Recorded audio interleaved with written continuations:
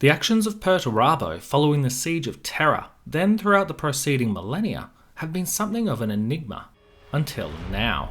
Thanks to recent lore from The End and the Death Part 3, we learnt a little more of what Perturabo has planned following his defiant retreat from the field on Terra. Even though this new lore is from The End and the Death Part 3, it will in no way spoil that novel for you. Skilled artisan, engineer, and pragmatic warlord, Perturabo's deep feelings of resentment towards his father, the Emperor of Mankind, would blossom into full and righteous hate. A hatred which, at its disposal, was the most powerful gene-enhanced siege force within the entire galaxy.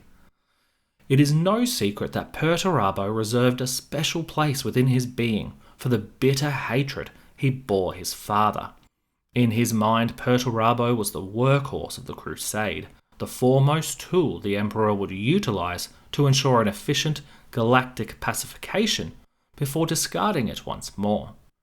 To say the Lord of Iron is resentful for the way he was treated all those years is a gross understatement, for so enraged at the lack of respect he feels he was shown, Perturabo's personality and even morals have been so irrevocably tainted by his bitterness that he has become hatred incarnate. And so in the moment we are reacquainted with Perturabo, just prior to the Emperor and Horus's final climactic showdown, the Lord of Iron is yet again experiencing such a tumultuous flood of emotion that he is destroying his own chambers.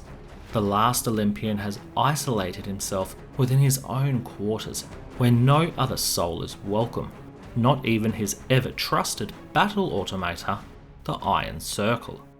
Perturabo deeply regrets not pushing his advantage during the siege further, for he knows his forces were only one day out from cracking Dawn's defences. However, make no mistake, though the Iron Warriors Legion did quit the field at their Primarch's behest, it was not a decision made lightly, nor an order given out of cowardice. The War Master was due his victory on Terra. By Perturabo's calculations, it was but a foregone conclusion. But Horus's victory was not something that Perturabo could countenance. Horus's victory would tear down the entire Imperium, burning mankind's realm into naught but ashes, to the sound of laughing gods, creatures who, in Perturabo's opinion, had no business in the affairs of men. In Perturabo's mind, this was a loss.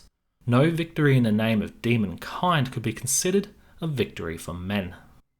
He does not have any qualms spending the lives of his sons.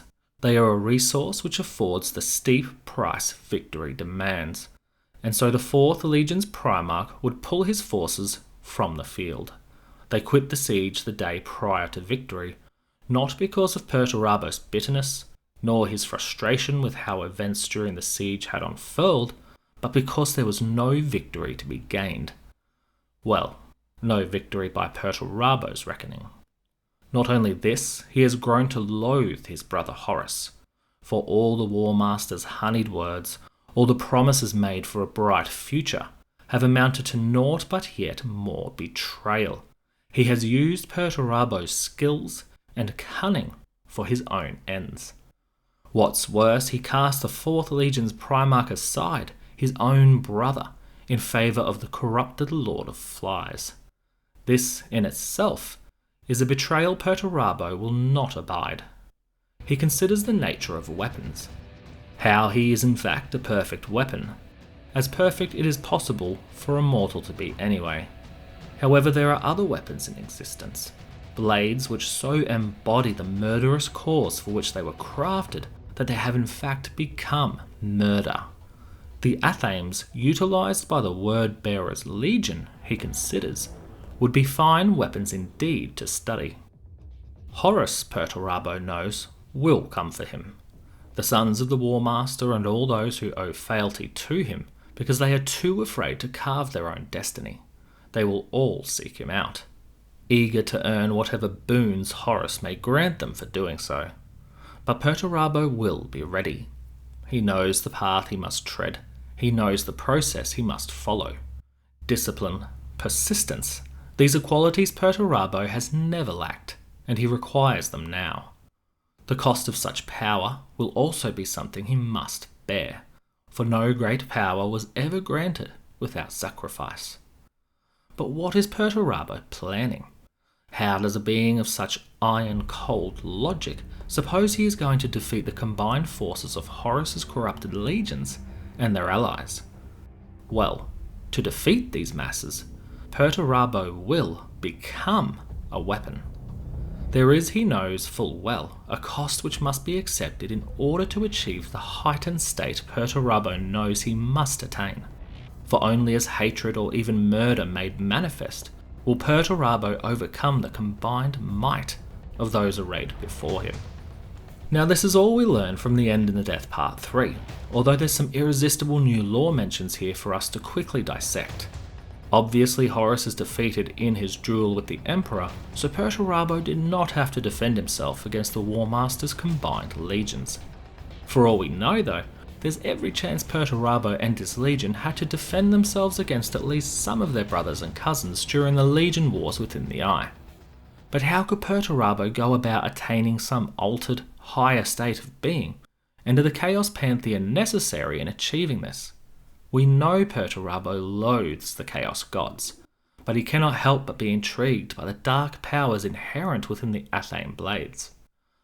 On the other hand, the forces of the Dark Mechanicum have the potential to aid in Perturabo's quest of higher being without necessarily tapping into malign warp energies. When we consider that, not very long at all, proceeding Perturabo's musings, he constructs the Iron Cage in order to slaughter Rogal Dorn and his sons, this could very well be the altar on which Perturabo sacrifices so many to attain his own demonhood. Not only this, perhaps even more importantly, is the effect the Iron Cage has on Rogal himself. You see, acts and the emotion surrounding them play a significant part within the powerful ebbs and flows of the warp. Take the Iron Cage for instance. This was a battlefield soaked in loyalist blood, a worthy sacrifice. What has more symbolism though, is the circumstance and the emotion involved.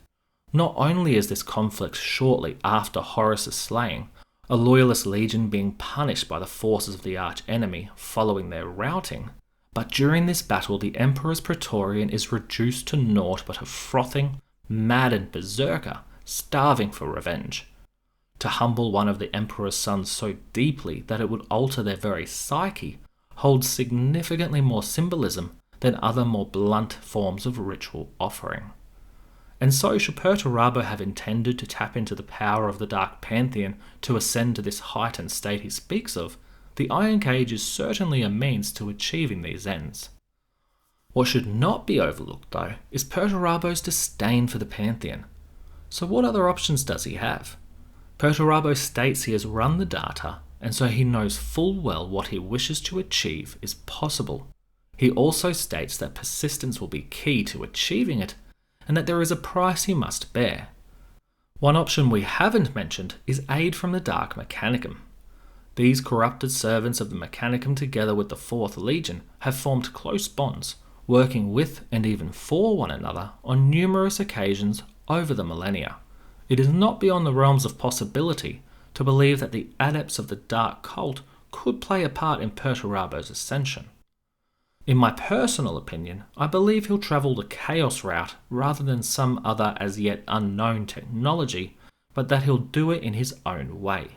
There's a lot more of Perturabo's story to be fleshed out, so exacts are anyone's guess right now. There have been various lore mentions over the years about Perturabo achieving the state of Demon Prince, but anything is able to be retconned. Don't forget to leave a comment with your thoughts. This lore is certainly a lot less concrete than others we've discussed in the past, but it's still fun to talk about. Make sure to let us know in the comments or on our Discord what you believe the Lord of Iron has planned for himself and his legion. Supporting us on Patreon nets you free stuff and helps us to create more content, and there's 3 tiers of support available. If you'd like to show your support, just follow the link in the description to see what's available there. If you're looking to purchase Warhammer models, then doing so through our link to Gap Games is another way to help us so we can make more content and purchase more gear for the channel. Likewise, if you'd like to be a part of the community as we grow, then head on over to Discord where we can have a chat about the lore or hobbying. And of course, if you're enjoying our content, please consider hitting the like, notification and subscribe buttons. This is a really excellent free way to support the channel and tells YouTube's algorithm to share our videos with more people. Until next time, take it easy and have a good one.